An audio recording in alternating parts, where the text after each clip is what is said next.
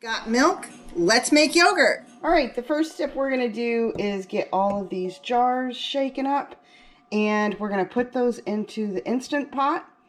We're going to hit saute, and we're going to heat them up to 180 degrees. So let me go ahead and do that, and I'll be right back with you. I have about a half a gallon of milk in here, just kind of eyeballing it. So I can do this all in one pot. You'll see I've got it set to saute.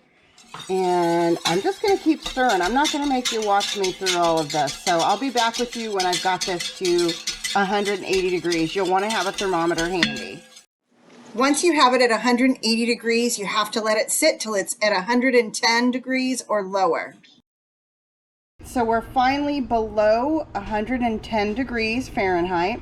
And it does take several hours. I just pull this liner out, set it on a countertop, and cover it with a towel and let it cool. I'm going to now add the yogurt. And again, this is yogurt with live cultures in it.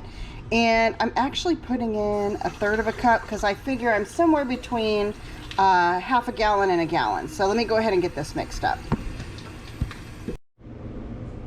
All right, so now I'm going to go ahead and hit yogurt. That will let it go for 9 hours, and we'll come back and check out what it looks like then.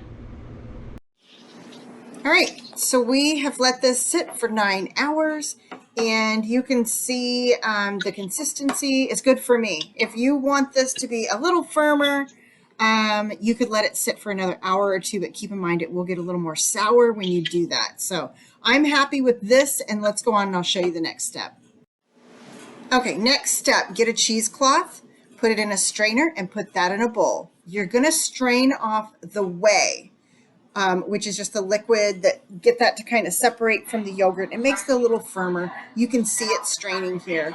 So do that for a while. That's your next step. Once you're done straining your yogurt and the whey off of the yogurt, you can go ahead and separate into jars. And you'll see I've got about a half of a pint of whey also that I'll use in my garden or smoothies. You'll store these in the refrigerator for 2 weeks. And this is plain yogurt. Use it as you would any other plain yogurt. Sweeten it up with honey or fruit. Use to bake with, whatever. It's really good. Hope you all try this. And if you have any questions, leave it down in the comments below. Remember, everybody, keep your joy, and I'll see you on the next one.